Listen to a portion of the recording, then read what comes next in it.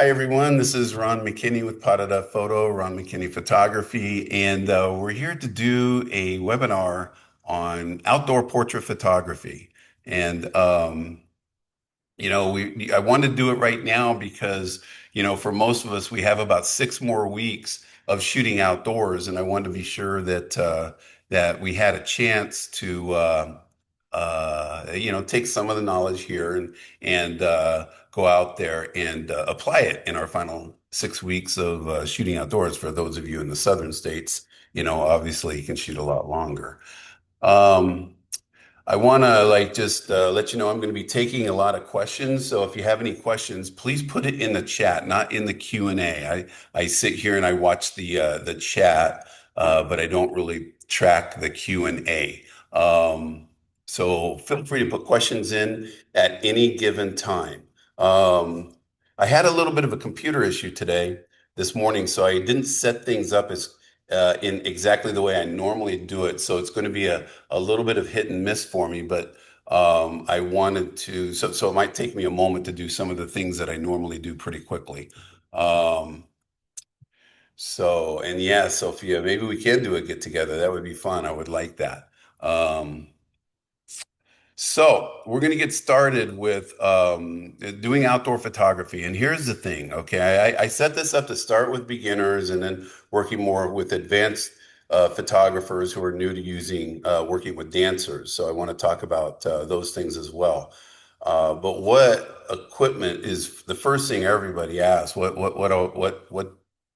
can I use out there? And the truth is that you use whatever you have. I mean, we all started somewhere. I started back in the mid 2000s with a Nikon D200, which is, compared to, like some marginal camera right now, it's pretty laughable about, like what it could do. I mean, I could barely go over 640 ISO before it just became incredibly grainy. And if you can imagine that, that means that I had to have a lot of light to make any images work. So it really doesn't matter what you have. It's actually more how you use it than it is what you have. Um, so I'm going to see if I can pull up this video and I'm going to talk about in this video. I'm going to talk about the equipment that I had for this shoot that I did with Becca last year. So I'm pulling it open right now as we speak, and then I'm going to share it. Let's see, let me just get it ready. There we go. Get past all that stuff. And here we go. Now, let me go back to Zoom and I'm going to share it. Here we go. Wow, it's not showing up here. Let's see.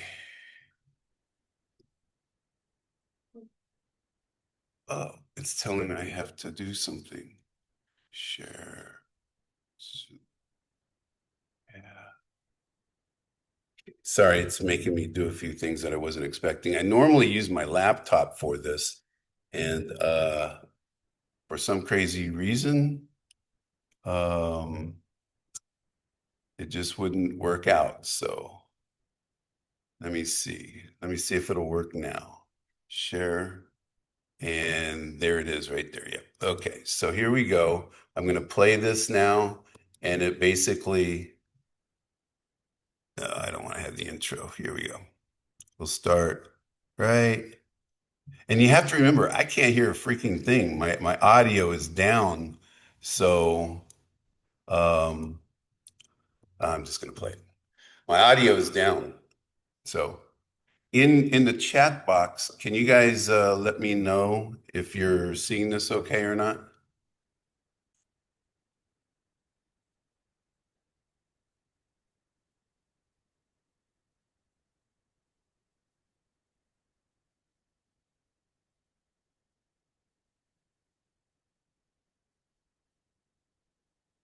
Yeah, you're not hearing it. Okay, so that's a problem. Hang on, let me check and see my audio. My audio is all the way up. Okay, so what I'm doing right here is I'm showing everyone what I have with me. I just went through what was in my bag. I always carry that lens bag here, and I have these 13-foot light stands. I always take 13-foot light stands because the 10-footers are very flimsy. In my bag, I have a 24 to 70 lens. I have a couple of extra batteries and then an extra trigger. One trigger for this light right here, and then a second trigger that is in my that I use when I'm doing it. So I always just have a backup. The light here that I'm using is a AD640, a Godox.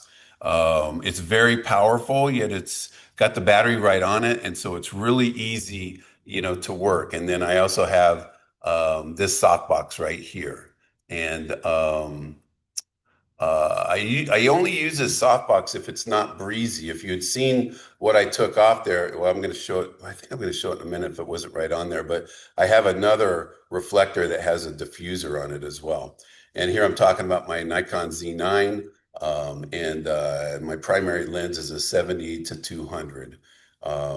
So let me just stop there and stop sharing. Okay. It's a bit glitchy, is it, Melissa? I didn't see it glitchy here. Did anyone else see it as glitchy? Yeah, Amber says it's glitchy. And yeah, so I apologize. Like I said, I normally use this other computer. Everything is all set up on it. And this morning it just totally like crapped out. Always is on Zoom when you try to share videos. I don't know if you're saying, Amber, that it's always glitchy on Zoom when you try to share videos, but it's not always for me. I haven't had a problem here. Thanks, Evan. Okay, so it may be like your internet connection that may be part of the issue there. I mean, aside from my volume issue, that is on my end, and I'm not sure why my volume isn't working, but it's not working on this entire computer is what the problem is. Okay, so what I'm going to do now is I'm going to go into a few pictures and kind of talk about how I shoot these. Um, it's actually going to be a little bit different than what I planned for because of my issues this morning. Um, but let me see if I can pull up these. Give me just one moment to pull it up. Let's see. I think it was October. No, it was June of 20. There it is. Uh, yeah, cool. I can see them here now. I posted that one picture. I don't know if some of you saw it. We'll get to it in just a minute. Um, but I want you to see, I'm going to pull this up now and add it to the Zoom. But this was a shot that I had been wanting to do for a very long time. And what had happened is this is a flood. This is a park not far from me here in Crystal Lake, Illinois. And over to the right of this picture is actually a very large pond, I guess, small lake, really large pond. And every now and then it floods. And when it floods, this is actually the walkway. So it's like a concrete walk or pavement walkway right there. And this is in 2020. So as you can see, I've got two flashes set up. So this is back when I was still using flashes. Um, I've since, obviously changed to the AD640s that I just showed you. And so this is the setup. You can see kind of the lighting. You can see where the shadow is ending just right at the where I have the lights. I wanted to get some kind of a backlighting there. And so I have it all set up. And no, Robert, there's not a third light. It's just these two lights right here. And so I want to go through the sequence of shots, not just for the lighting and all that, but to talk about how I worked with the dancer, okay? So that was my first shot, and then I got my settings correct here. Now this is what I wanted. I wanted the background to be more dark. So I got my settings right. And then I got my dancer in there, and now I needed to test my lights. This is kind of like how I do things. First, I set my exposure for the background. I get it the way that I want to. You can see how beautiful that's looking in the back. You can also see that the speed light now is a little bit bright. So I'm going to tone it down just a little bit. And there's our first attempt right here. And this is this is actually a double stag. And you can see her arms are up um, in her face. Her legs aren't really bent the way they're supposed to. I probably shot this, with bad timing. It wasn't obviously just her just totally messing this up.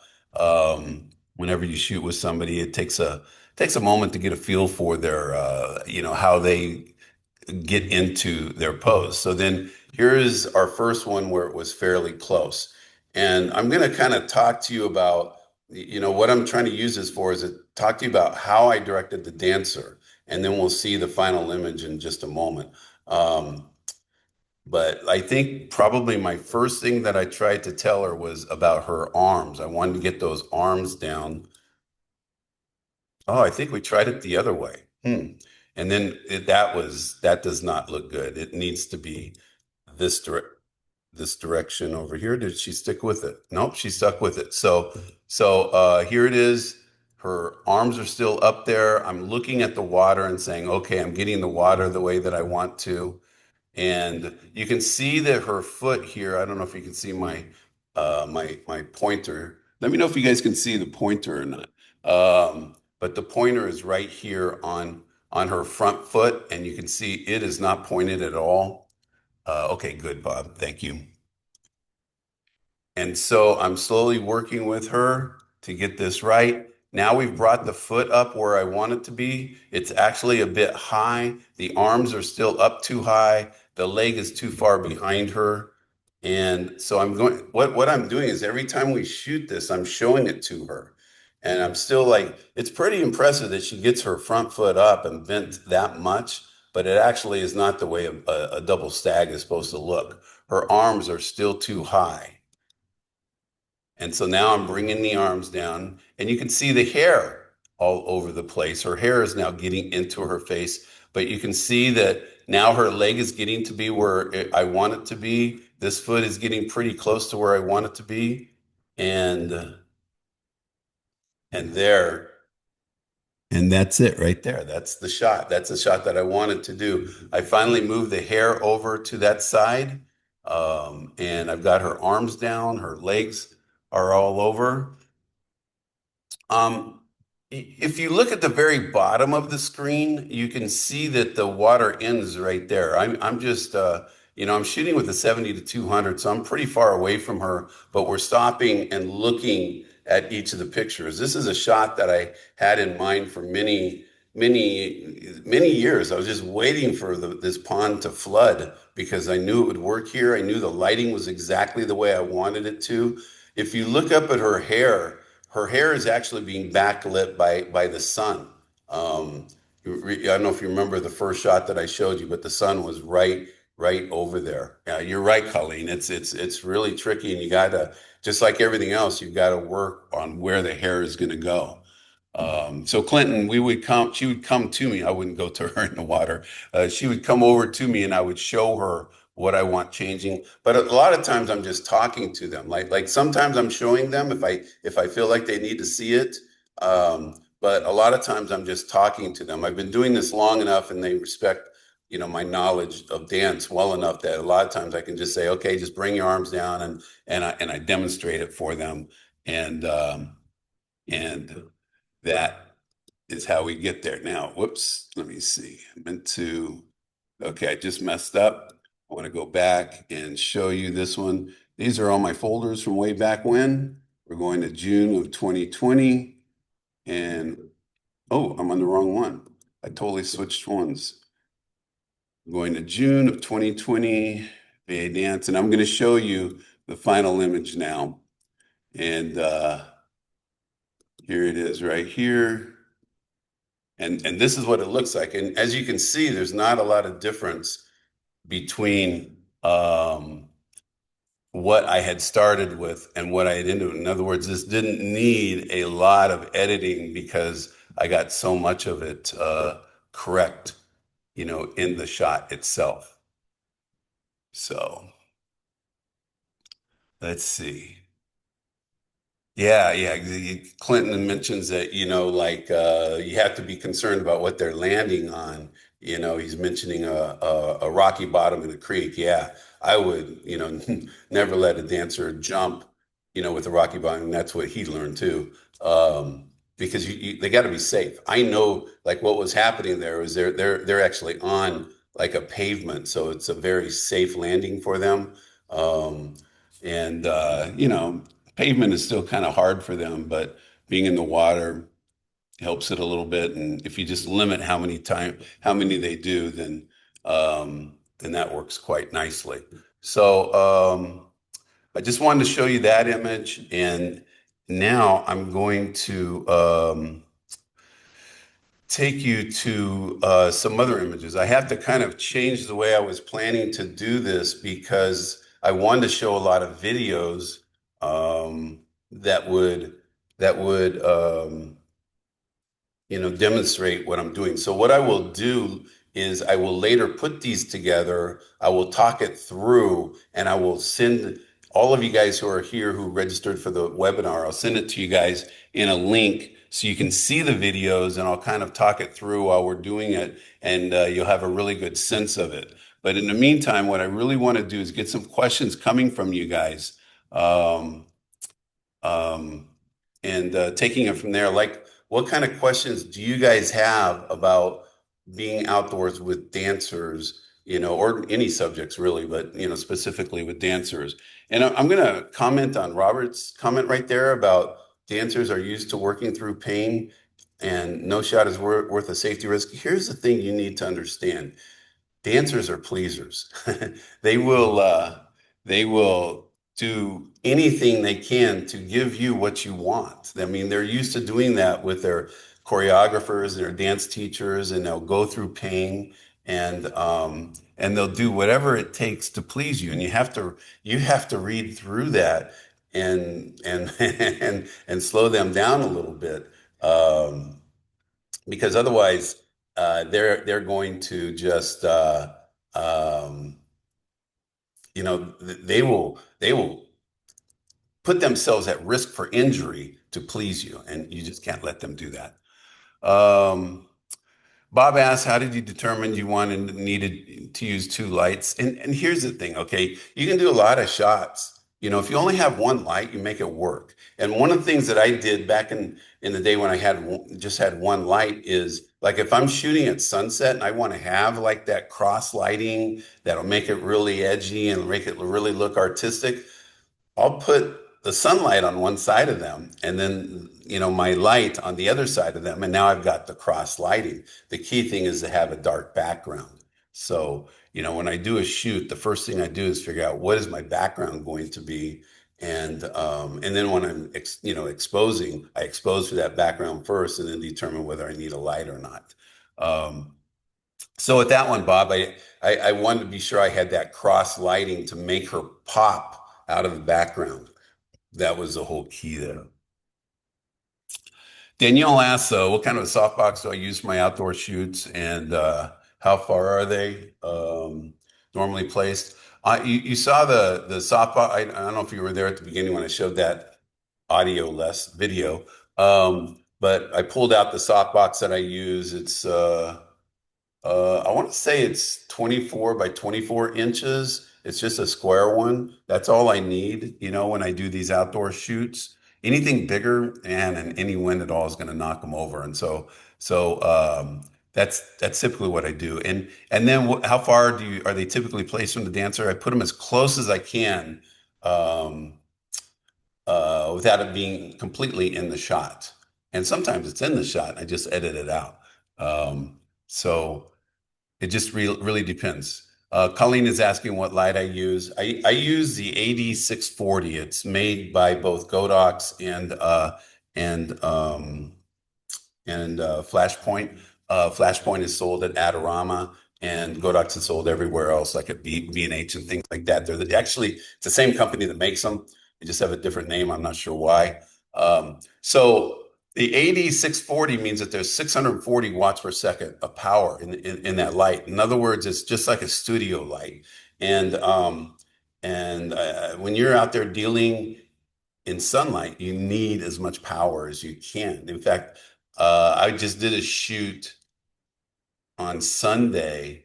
I did a rain session outdoors in the middle of the day, and I had three of those lights. I had cross lighting. I had the sun on one side, and so I used three of those lights, all of them like at half power. So I had like 1920 watts per second of light coming at the dancer from the other side from where the light was. And you need that power sometimes. So you saw in that video where I did this last dancer, and that was back when I was using um, this little speed lights, and they're just not powerful enough. They're good if you're working golden hour in the shade and just want a little pop. That's great, but if you're out in the sunlight, it's not going to work. Okay, cool. Now what I'm going to do is I'm going to take you to some of my other pictures that have been shot outdoors, and I'm just going to talk about them. Um, let's see.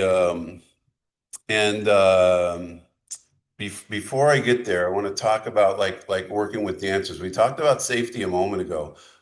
You don't want them to just like keep doing the same thing. Like even being up on releve or a forced arch or something like that, that's hard on them. And at some point, like if they keep doing it over and over and over, it's going to wear on them. And again, they're not going to tell you most of the time.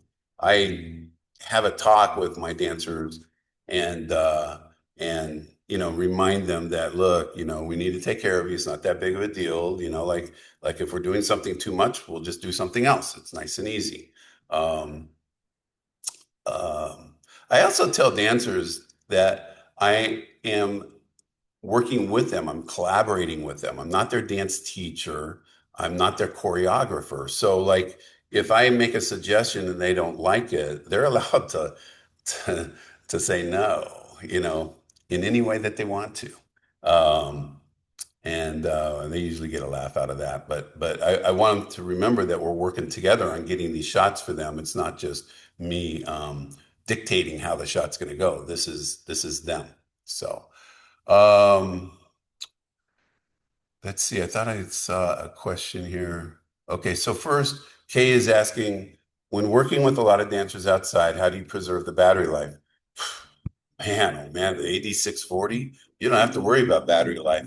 I've shot, I think I did a 5 hour shoot once where I had to um, use the light on almost every shot at like half power, and it went 5 hours and it was still going. Um, so those batteries are really, really, great in terms of having endurance. So that's another reason to get the AD640 is, not only just the power of the light, but the battery that comes with it is really good too. But still, going back to your question, when I am shooting with the lights, I still limit how many times I'm going to do it. Which is a good idea anyway. You don't want them to jump 8 times. What I'll do is I'll say, okay, if you haven't got it in 3 times, I will let you do a fourth, but that's going to be it, because my feeling is between me and them, if we can't get it in 4 tries, that's on us. We need to move on. And it's not always them. Sometimes it's us, where we mistime our shots. So one thing that we have to get good at is to be able to catch if they're doing a leap, that peak moment, exactly when it is. Clinton is asking, how do you find locations? And so, I've been doing this here in the Crystal Lake area since 2008, Crystal Lake, Illinois. And so I know the areas that work really well. When my clients say, "Hey, I want to do an outdoor shoot," I send them this blog entry that has all my locations that I shoot with sample shots, and they can choose one of those, or they can say, "Look, we want to try some other place, some place that we really like," And when that happens, it's very hit and miss, because what somebody who's not a photographer thinks is a great location, I'll show up and it's like, wow, I'll get two shots here and I'm done. There's only like two things I can do here. Um, and like they just don't understand. Like I have locations where I can, within a quarter of a mile, I've got like 20 different, even more, 20 different settings that I can use as backgrounds. So, okay, very good. Robert's adding some information here about battery life and how to optimize it. Thank you very much, Robert. Colleen says, speaking of the peak moment, do you work on high speed continuous to get it, or um, how do you time it? And boy, that's a really good question. With today's cameras, I can shoot on the Z9. Um, I can shoot what, 120 frames per second, 240 frames per second with a smaller resolution. It's insane. I can shoot 20 frames per second in RAW, 30 frames per second, at JPEG medium. In other words, it's getting pretty fast. But at 20 frames per second, it still doesn't always catch. And I believe that's what you're asking me when you're talking about the high speed continuous. That's called the burst mode. And and um, and that can help you get it, but that's not really how I shoot. I very rarely do that. The only time I really do it to some degree is when I'm shooting performances and I have no idea what's about to happen. And so, I'll use the burst mode um, to essentially guarantee that I will capture it. But at the same time, at the end of it, I have 9,000 images at the end of an hour-long show, and it's crazy. So I have just taught myself to just time the shot. And what I'll do is I'll look at what's the most important thing. For example, with the Firebird, okay, it's that back leg coming up. Okay, so all I'll do is I'll watch that back leg, and there's a delay between when you hit the shutter and when your camera actually takes the picture, and you just have to like get like this intuitive feel for it as to when you need to hit that shutter, for it to capture the picture at that peak moment. And it's something you have to practice on. Okay. Felicia is asking about using portable Marley to reduce chance of injury. No, not outdoors. I do carry Marley with me when I'm doing a shoot on location at like their dance studio and we're doing shots inside. Then yeah, I do have Marley. And actually I know they have Marley, but my Marley is going to be consistent with whichever background I have, whether it's white or black. When you're outdoors, actually like being on grass or something like that is pretty uh, pretty safe. It's actually even better than being on dance floors a lot of times. It's as long as it's flat and there's nothing crazy there.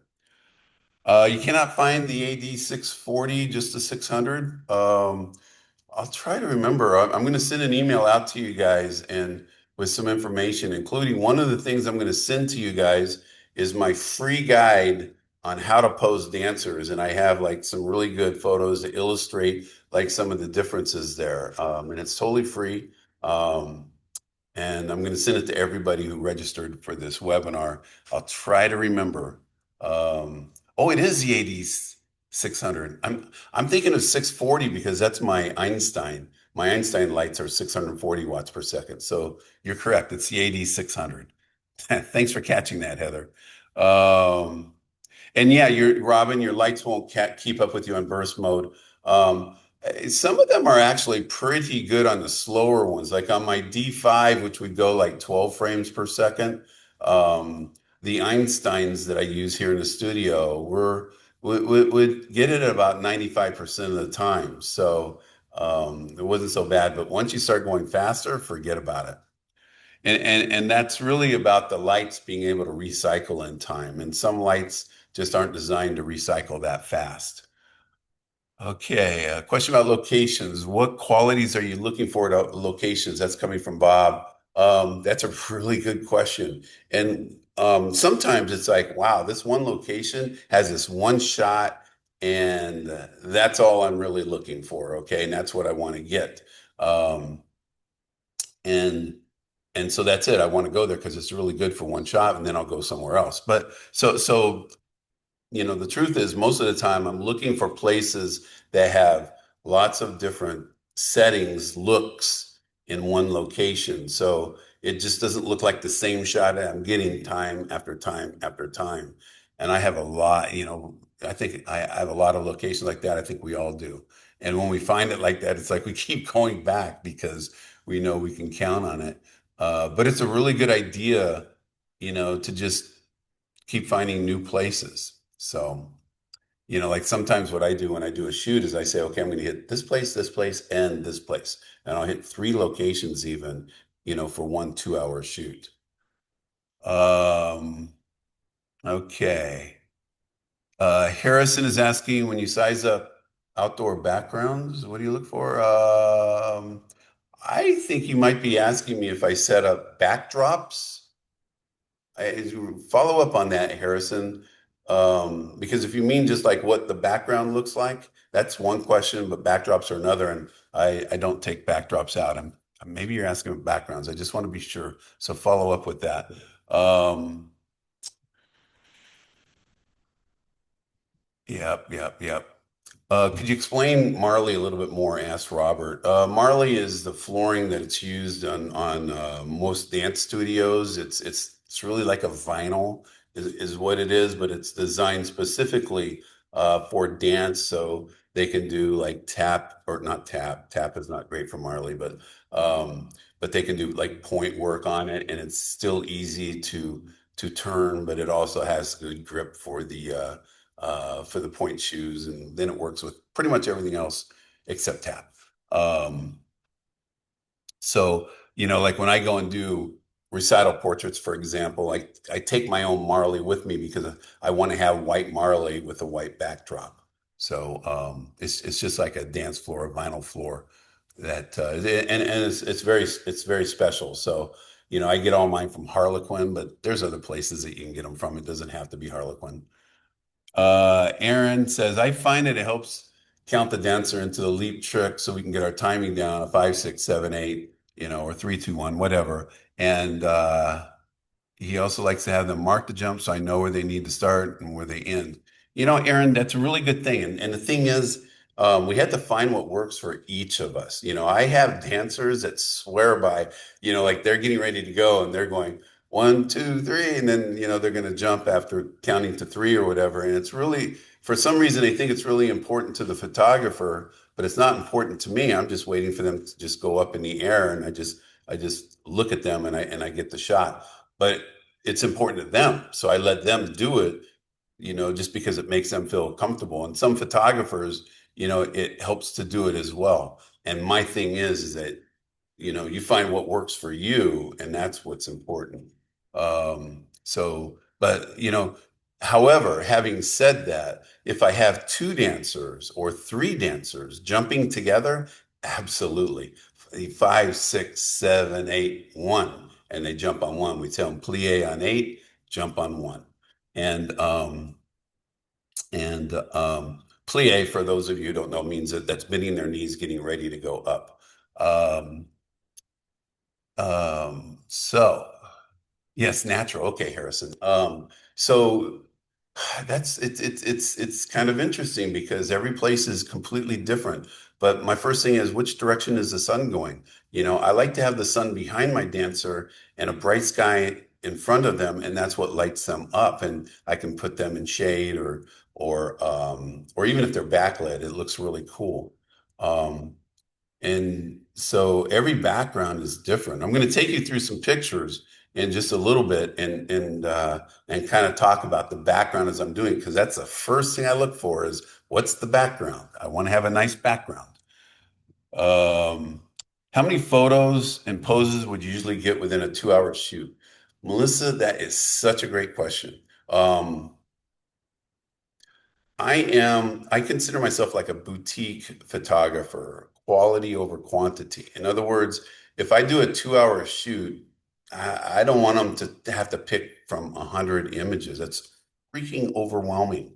And if we're doing them that fast, then we're probably not getting, like them at their best, or I'm not getting the lighting right. I'm not taking the time to make it perfect. So I slow way down. I probably get maybe around 10 to 12 images an hour. Let's put it around there, somewhere in that ballpark.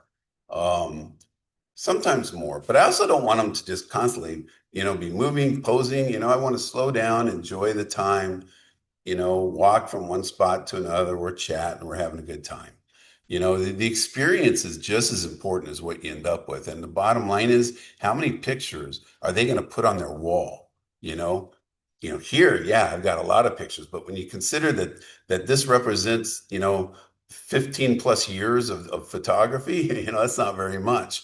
And for them, they may put up, 3 or 4 pictures over all their time, and they may replace some or whatever, but they're not going to put 100 pictures up on their walls.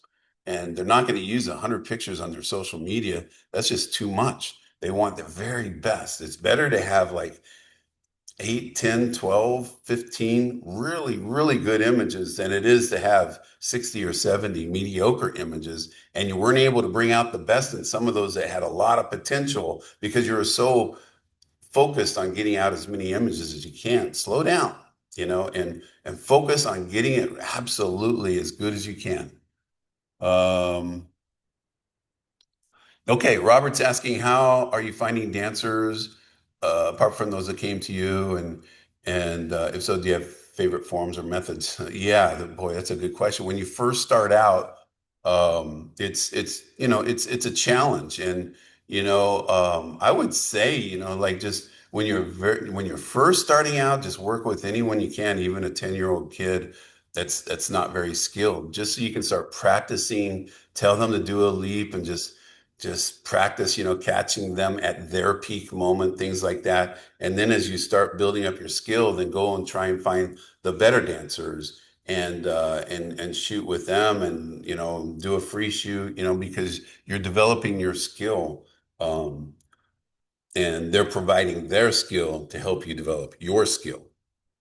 So, I still do free shoots. I do free shoots every freaking month. I don't think there's ever been a month that I did not do a free shoot. And I do it for my own enjoyment more than anything. And I do it to give back and things like that. So what you have to do is just find somebody in the dance community and say, "Hey, do you know any dancers?" And then once you're in a studio, like if you shot out 1 or 2 dancers in a studio, then you can say, "Hey, who are some of the better dancers?" Once you've gotten to that level, and and and you kind of have to be careful about how you contact them. The main thing is you want to like get their parents involved as soon as possible. You don't want to be, somebody just talking to a 12-year-old girl or a 14-year-old young woman, and and you know, trying to tell them, hey, let's go do a photo shoot together. It's like I almost always just go through parents. I talk through the younger dancers through Instagram, but obviously their parents are involved very early in the process. Um, Marley, hard to handle and set up. Yeah, it's heavy, Paige. What I say is like I have a couple of women who work with me, and some of them just say, just give me the Marley, and they just go. You know what I mean? But some of them I say, look, 2 people should carry the Marley, and 2 people easily can handle the Marley. And if I go do a recital portrait shoot, I always have at least one photographer, one assistant, so no matter what, they're going to be okay carrying the Marley. But it is heavy. So, but if you're doing recital portraits, and for those of you who don't know, I'm doing a recital portrait workshop November 21 to 22 here in Chicago. If you have any questions about it, let me know. And then I'm doing on November 23rd here at my studio, I'm doing a artistic lighting workshop, for studio lighting. and you'll get a chance to shoot some dancers in that one. Um, let's see, what autofocus do you use when shooting multiple dancers outside? Do you use autofocus? Brian, yeah, I use autofocus all the time. Um, and with the Z9, it's become really, really good at facial detection. So when I had the old Nikon D5, man, I had that pointer and it just had to be on the person's face or at least their body, to get it right. And I missed a lot, but with the Z9, it's really good. It just goes and finds their face, locks in on it. And that doesn't mean I, miss. I sure it misses sometimes. I say I don't miss. It's a Z9 that misses. Um, but man, the autofocus on the Z9 is amazing, and I think every camera is going to be at that level in the next couple of years, even the five, $600 cameras. So that's really good. Okay, so Evan's asking, do I ever bounce light or do you always bring a flash? I don't, if you mean bounce light, Evan, like having one of those reflectors, my problem with that is you're reflecting bright light back into their face.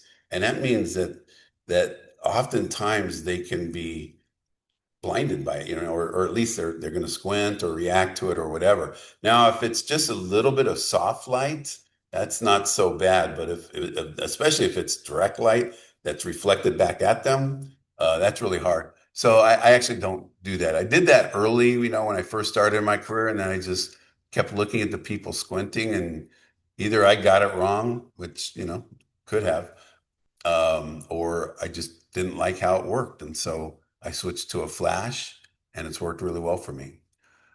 Okay, so Sam, quality over quantity. Yep, absolutely. That's most important. Amber asks, how much do you charge for a 1 hour shoot and how many photos do they get with that, or is it a session fee? That's a great question. And to begin with, everybody's at a different level and everybody has different demographics that they're working with, okay? If I could charge more, I would.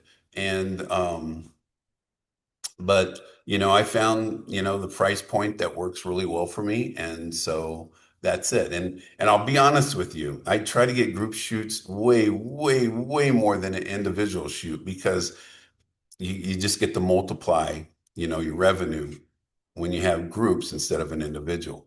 So having said that, I don't do a 1 hour shoot. I do a 2 hour shoot, and it's $150 for the session fee. They get no images. From there, they purchase images. I tell them that my price is 120 for a full res and $90 for a social media JPEG, which is printable to 5 by 7. But the truth is, I don't. That's if you buy one, okay, or less than five. Once they get five, they get a 10% discount, and then at 10 or more purchases, they get a 20% discount. And I usually just give it to everybody because everybody buys that many. So ultimately, it's $96 for a full resolution and $72 for a social media JPEG for an individual session. If it's a group session, I can bring the prices down because I'm going to sell a lot more. And that's really what I need to do is figure out how much am I making, by doing this 2 hour session. Because if I just do one person and they buy, let's say 8 images, and so I make, let's just say $750 plus the 150, $900. Okay, so that's $900. But if I have 10 dancers, they're going to spend more than $90 each, and so it's easier for me to make $900. Um, and so for a beginner, to me, it's sort of like if I'm still learning, then you need to do it for free until you feel completely comfortable that you can go out there and do it and you can deliver. And then once you deliver, my big thing is just don't say, oh, you get all the images. You get 40 images, 50 images in a 30-minute session. How do you produce 50 really good images in 30 minutes? I don't know how to do that. I don't know if I could do that if I was challenged to do that. Well, I could, but it wouldn't be fun. Um, so, and the other thing too is you're creating a ceiling on how much you can make. So what you do is you say, hey, look, for a 1 hour session, I'll give you 8 JPEGs. And if you're like a beginner or something, say, I'll do it for 200 bucks or, or whatever the number is that is right for you. And and then if you want more, you can buy more. That's the whole key thing is just don't put a ceiling on how much you can make. Because there are people, like most of my sessions, maybe people buy like 10 or 12 or something like that. And then there are sometimes people want to buy 30 and they have the means to do it. And so I don't want to take that away from them. So I let them do it. Okay. Paige, trying to get to that workshop. Let's go. You got to do it. Let's see. Paige works with one large studio. We love, yeah, and we're going to talk a lot about that, Paige. So definitely want to try to do it. What time is the artistic lighting workshop in? I'm going to start off with the educational part from like 9 to 12, 9 to 1 or something like that. And then I'm going to let people shoot in the afternoon. And some people have to leave earlier. And so I can schedule you guys to shoot earlier and you can leave by 1, 2 o'clock, whatever. But it'll probably go until like 5. Even when there is a side profile, lose that auto face detection a lot. I know, Heather. Sometimes it does do that. Low light, it's not that great on the Z9 as well. Um, but it does pretty good. And when they do turn away or something like that, you just have to like keep an eye on it. So, but it's so good that I just use it all the time.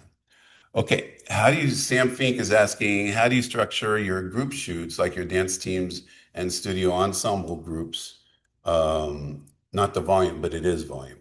And do you charge per dancer and how many shoots do they get with that? Okay, great question. Okay, this is how you get high school teams because with the high school teams, the studios get to discover you, if you will. Okay, and high school teams have all kinds of dancers on it, and they have all kinds of expenses that parents aren't always happy about. And so if you suddenly say to them, okay, everybody has to pay $100 or something like that, some parents are just going to go, what? That is just going crazy. I charge $40 a dancer when I do high school teams and college teams. And they get all the JPEGs. They get them all, you know. Tonight I'm going to a, a high school football field. I'm going to shoot the varsity and JV that's actually cheerleaders tonight. And there's 50 of them. I'm going to make $2,000.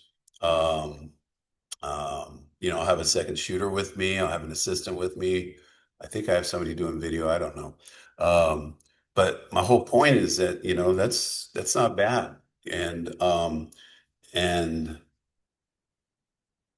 so it's, a pretty good deal. However, when I do shoot the dance studio comp teams, that's different. I don't give it to them at $40. This is a comp team. They're used to like spending a little more money. And so um, I have one this Saturday, for example, and they pay me $90 each.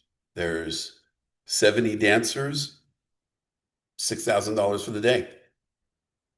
Um, they get like 5 images or something like that.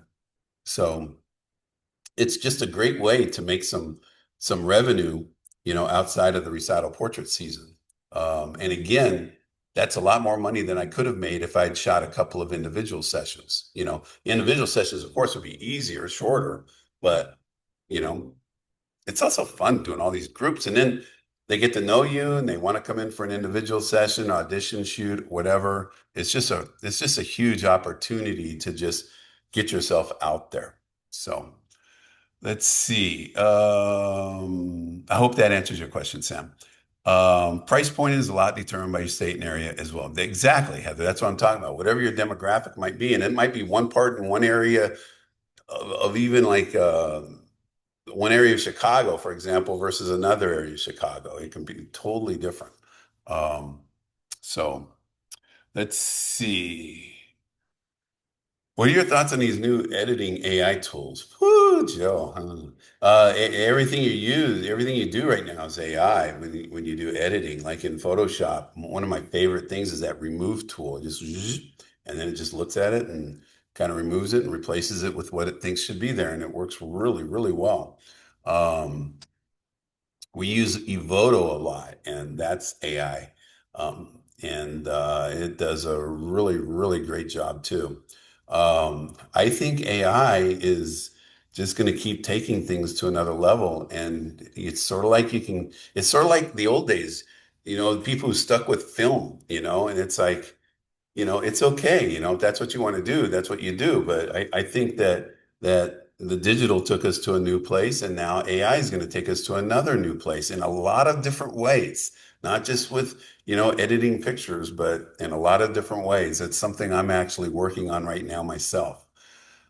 Robin's asking, when you do these group sessions for $40 a person, are they required to attend? Well, they pay me the 40 when they get there. So like if let's say there's 20 dancers on a team and only 19 show up, 19 pay me the 40. So it's not like I'm going to say, okay, all 20 have to be here and they have to pay me. Whoever shows up, but they want to show up at 40 bucks and you get like however many JPEGs, can't go wrong. They want to go. But however, I will tell you that there are high school teams. There is a high school team that had four of my senior portrait ambassadors on it, and and enough of the parents still thought I was too expensive that they didn't use me. And I just think, that's funny. I don't care. If they think I'm too expensive, then at least I'm pricing myself some way okay. I want to be too expensive for some people. Um, Thank you. Comparable and deliver all the JPEGs and dancers get two images and combine more. Yeah, that's it. Good. See, that's it. Yeah, I'm not saying one way is the right way of doing things. I love the way I do things, but I still adjust them. And we have to find the ways that work for us, for you specifically. And so that's it right there. Melissa asks, with the dance company, are you doing all posing, et cetera? Is there a studio teacher? It really varies. Like with some of the high school teams, I do all the posing. And with some of the dance studios, I do a lot of the posing. Most of the time, the dancers come with an idea of what they want to do, and then I work on correcting them and getting them looking at their best. But a lot of times the dance studios do have like a teacher there, and we work together still, like if the teacher's there, that doesn't mean I'm just sitting there being quiet and just snap, snap, snap. I'm constantly talking, and we're constantly talking together, and we're you often saying the same thing at the same time. Um, like when you shoot over, like there are dance schools that I shoot 3 times a year minimum. I know they're dancers. I mean, like they have like 70 on their dance comp team. I'm going to know those 70 really well year after year after year. I know what their strengths are. Now, do they know even better? Of course they know better, but I have a really good sense of what they can do. And that's a problem. Like if somebody comes to me and it's an individual session and they say, okay, what should I do? And it's like, I don't know you. It's like, I don't know what your strengths are. That becomes a problem. But I tell them, let's just start with what you like to do, like the things that you've mastered. And then I will kind of direct you to make it look even better. Let's see, who is usually the DES, decision makers. Okay. In high school dance, two people. One is the coach. The coach either wants it or doesn't care. If they don't care, then it has to fall to the second group, and the second group are the moms, typically even more so the senior moms. And so I have like I shoot around I want to say around 25 high school, varsity dance teams and cheer teams, not just a few cheer teams, but it's almost all dance teams. And, almost all of them do it over and over, every year. Some of them do it like 2 or 3 times. Like they'll do it outdoors in the summer or fall, and they'll do it in the studio later in the winter. Um, But basically, like the key thing, Harrison, is that if you're going to try to get a dance team, is find a senior, and then have the senior talk to the mom. It's the moms who want it, even more than the dancers themselves. Okay, Heather loves you, Voto. Of course you do. Do you price your senior portrait sessions the same as dance page? Absolutely, exactly. There's no differences. Colleen, how did you learn all the poses, names, and jumps and leaps? Because there's a lot, and I was never a dancer. Colleen, I was never a dancer either. I mean, literally, I didn't know the difference between a flex foot and a pointed foot when I first started in 2008. And here's what I did. Whenever when I took a picture and somebody didn't like something, I would say, "What is it that you don't like?" And they would say, "Well, look at my foot. It's not pointed." And I'd say, "What do you mean?" Back in the beginning, I would say, "What do you mean it's not pointed?" And they would like really show me. And or they would say, "Hey, my foot's sickled," okay, they'll show me what that means, they'll tell me what that means. But like them just telling you, you don't just know it. Okay, now I know, you have to keep asking over and over. And every time you talk to a every time you take a picture of a dancer and and they don't like something, you ask them why. What is it you don't like about it? Because sometimes, especially in the beginning, they see things, that you don't understand or you don't see. But when they start responding to and telling you, it becomes a whole education in yourself. Now, I'm pretty good on dance terminology. I'm really good. I usually know more than the dancers do. These high school kids or whatever. Like they'll say, "Well, I'm going to do this one thing," and I'm going to say, "Okay, well." You know, and I tell them what it is, and they go, "That's an Italian pot of cha," right there. um, so you just have to keep doing it and just keep asking questions, and then get my free guide because my free guide gives you a lot of terminology and explains what to look for and what to do. And again, I'll be sending it to you guys. You don't even have to ask for it. How'd you get started in your foot in the door for high school dance teams? Yeah, yeah. So, basically, the more I started shooting dance, like then one day, team just contacted me and said, probably, like somebody had shot, said, "Oh, I'm on my high school team. They'd like to get pictures done." And it's like, okay, probably the first time I did it for free. I had no idea what I was doing, and and then I realized, okay, well, they can pay me some money. And I think from the beginning, I may have charged 30 the first time. I don't know. But I think I was pretty much 40 from the beginning. I've just always stayed there. It just seems like a good number for both of us. But you just have to know somebody. And, like now today, I'm very well known in the Chicago area, in the dance community. So, and I'm really doing well on social media. And I just put it out there on social media. Hey, just did a shoot with this team, did a shoot with that team, did a shoot with this team. And I put up the pictures and they look pretty good. And pretty soon, other dance teams are contacting me. So that's how it works. Social media is good, but you have to learn how to make it work for you. Caitlin is asking, do you recommend going to the dancers to potentially do their dance team or straight to the coach, email, social media? Really good question, Caitlin. I always start with social media. Um, People tend to be, in this world, in the dance world, they tend to be pretty engaged in their social media. And so, not as much as they were 5 or 6 or 8 years ago, but they're pretty engaged still. And so, um, like I am shooting Alma College, which is like a national champs, you know, basically perennially. And one of my senior ambassadors is now in their second year there. And so I just finally the coaches responded to me. They already had a photographer, but they agreed to use me. So I'm going to Alma next Monday, going to Michigan and shooting them. Um, Really looking forward to doing that. And and that's just kind of like how it works. You just kind of hit them up. You just send them a social media message. The problem is if they're not following you or you're not following them or whatever, the message gets kind of hidden, and not all of them look for those, like hidden messages. Um, so I would, send them by email, whatever, if you can find an email for them. Just whatever you do, just keep doing it. And don't just do it once. Keep doing it over and over. Um, okay. Wow. We've got a whole hour.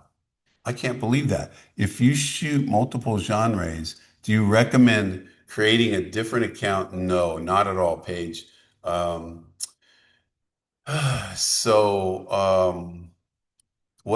so here's how it works. Okay. If you go to my website, ronmckinneyphoto.com, and you go to dance, and you'll just see like within there all the different genres. Now, if I want to work with a tapper, for example, I can create a blog entry that is specific to tap. And so if I'm working with someone, I'll send them that link.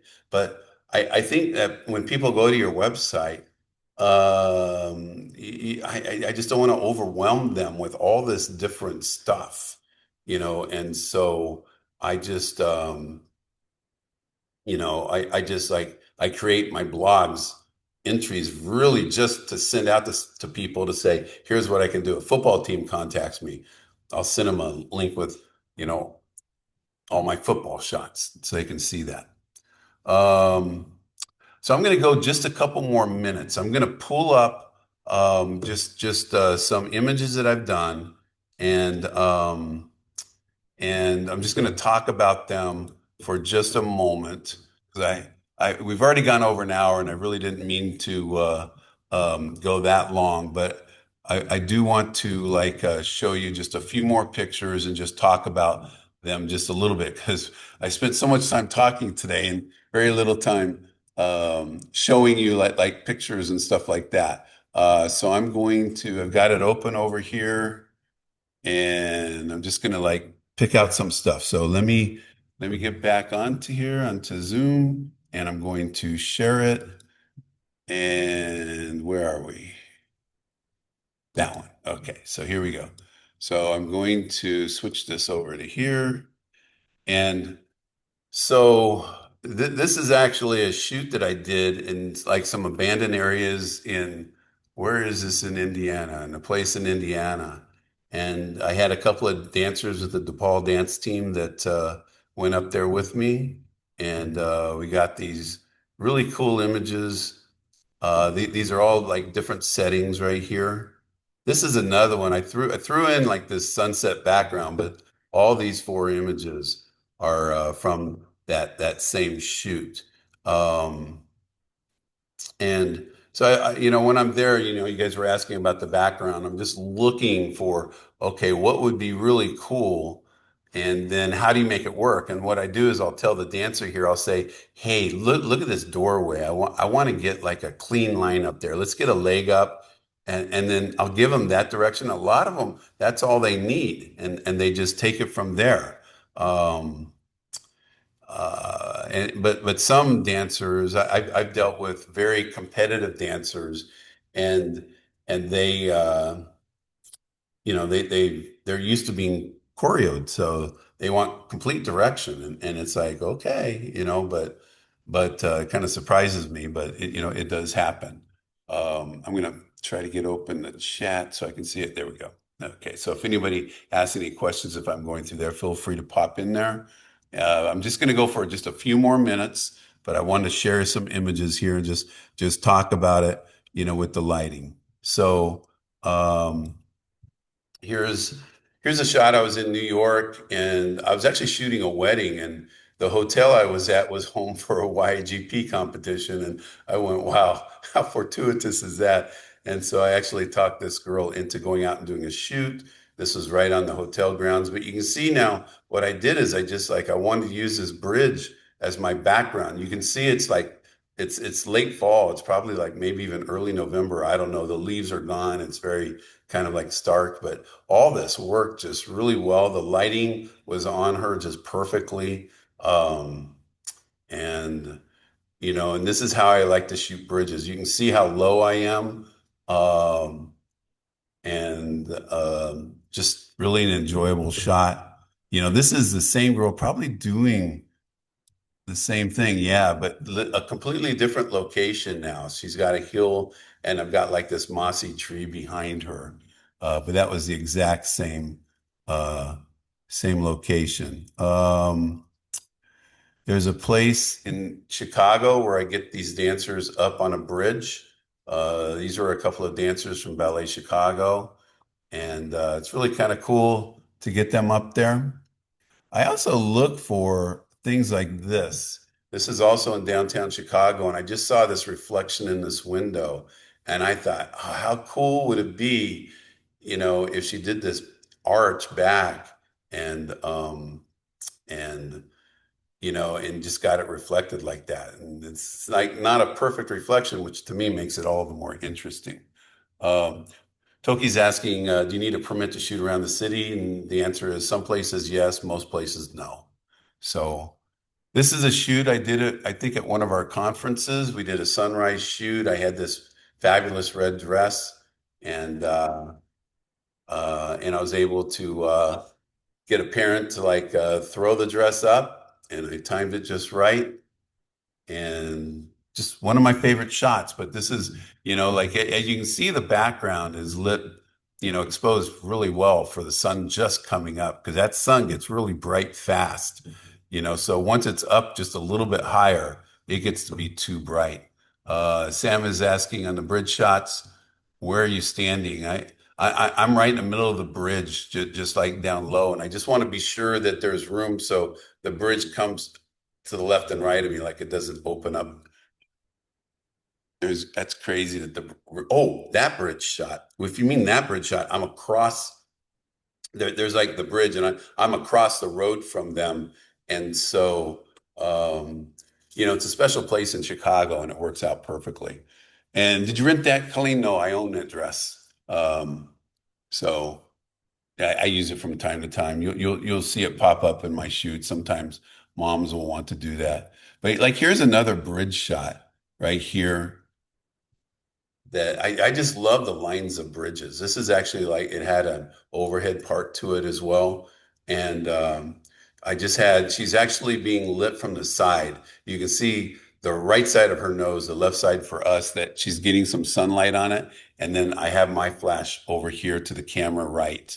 Um, Trevor's asking, do I stock dresses, dance outfits? I had that. I started like accruing some of those, and then I don't know. Nobody ever asked, and I just, and so it became kind of pointless. So I gave them all away, but except for the red dress. So, so can't really help there. Robert is asking, have I done a shoot at Olive Park with the skyline in the background? When I do the shoot with the skyline in the background, I like to go at the Adler Planetarium. That's where that shot was. That was actually the shot where you saw that sunrise. Um, but the Adler Planetarium is my favorite place to get the Chicago skyline. I have shot at Olive Park. It's been a long time, but here is a shot from the Adler Planetarium um, with the skyline in the background. And again, this is actually a sunrise shot. Um, if you can believe it, this shot is shot at the exact same time that this shot was done at the exact same location, except for now I'm shooting into the sun, and the other way I was shooting with the sun kind of behind me and to the right, and I was shooting to the skyline. So, you just kind of adjust things. And, I had a light here, but I just really wanted to go, with the silhouette right here.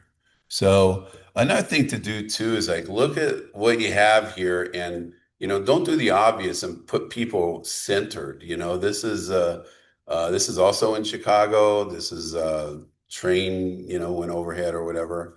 And it just looked magnificent. And so again, I told the dancer I wanted something very vertical. That's really what I'll do is I'll tell them, hey, I want something horizontal. I want something vertical. I want you to do some kind of a leap here. Or sometimes I'll get to a place and say, hey, guess what? You can do anything you want, you know? I'm just going to do a couple more. Um, Let me see. We'll do this one here. I think that I'm in my entire Chicago portfolio right now, but another dancer from Ballet Chicago. Just, I just love that red background, playing off the green trees. And so, you guys had asked me earlier about, how do you choose your background? And that's what I do is I just look for, the background that I want to use.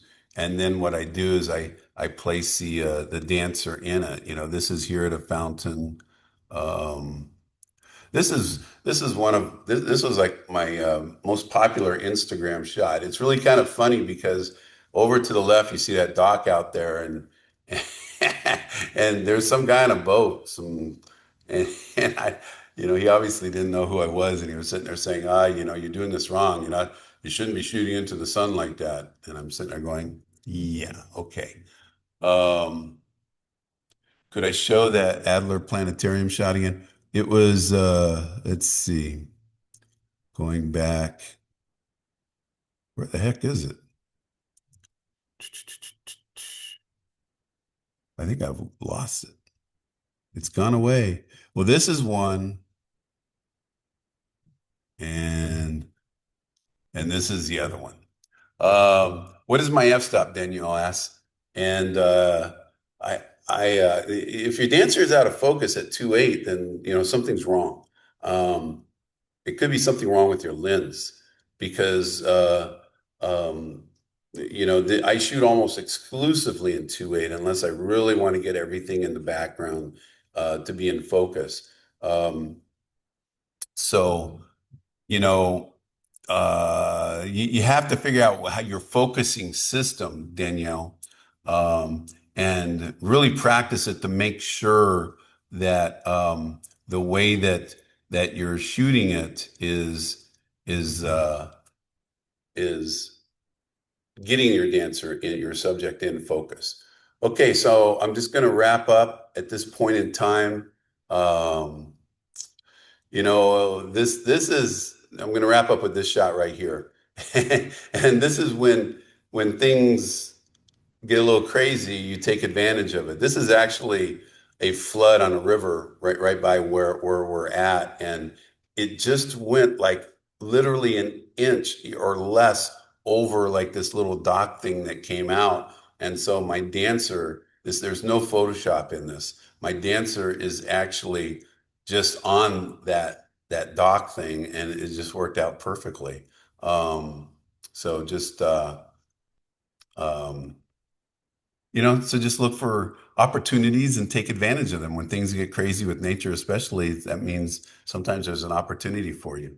So there we are. And once again, I'm going to send you guys an email. It's going to give you like some information about let's see, the free posing guide. I'll give you some information about the recital portrait workshop and the artistic lighting workshop. But feel free to reach out to me if you have any questions. And I will be glad to try to answer any questions that come up. My next webinar, I think I'm going to do a portfolio review. And so those of you who are brave enough to share some of your images, not so much that you're proud of. I mean, sure, I'm glad, to look at some of those, but some of those where you'd like to get some feedback on what you could have made better. Then feel free to participate in that. That'll be fun. So I will talk to you guys soon. Thank you very much for being on here, and look forward to the next time. Thanks, everybody.